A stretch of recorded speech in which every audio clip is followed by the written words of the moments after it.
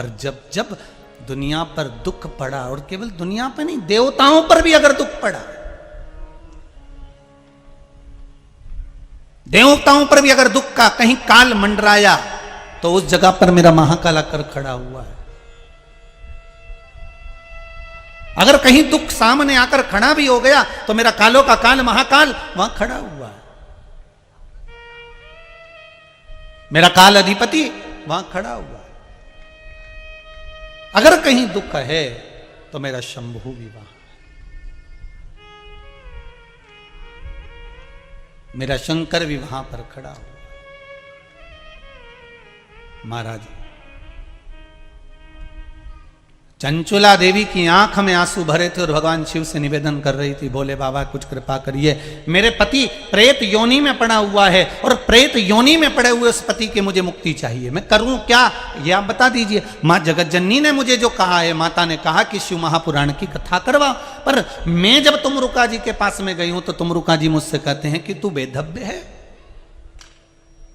और वेदव्य नारी पूजन में कैसे बैठ सकती है, शिव महापुराण की कथा में कैसे बैठ सकती है, तो मैं कैसे कथा करवा सकती हूँ। शंकर भगवान ने कहा तू क्यों चिंता करती है, अगर तू मेरा आराधना करती है तो तेरी जगह पर शिव और पार्वती पूजन में बैठेंगे।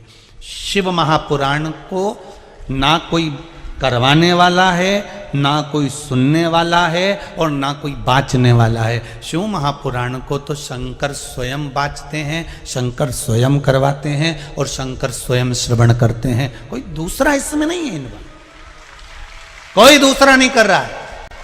केवल इसलिए समिति का नाम है मां कामाख्या सेवा समिति। शंकर की कथा को मां कामाख्या देवी करवा रही है, शिव की कथा को मां जगदम्बा स्वयं करवा रही है, शिव की कथा को शंकर स्वयं करवा रहे हैं और स्वयं सुनवा रहे हैं। इसमें केवल यहां कामाख्या समिति का नाम नहीं है, यहां आप सबका विश्वास, कहीं ना कहीं आपने पशुपति व्रत करा होगा, कभी ना कभी शंकर जी का एक उपाय आपने करा होगा, तो शंकर ने आपके उपाय के फलस्वरूप ये शिव महापुराण की कथा भिलाई में दे दी है। ये शिव के कृपा से प्राप्त हुई है, शंकर की कृपा से, कहीं उसकी कृपा से हमको मिल गई है, और मिली है तो उसको आनंद लीजिए,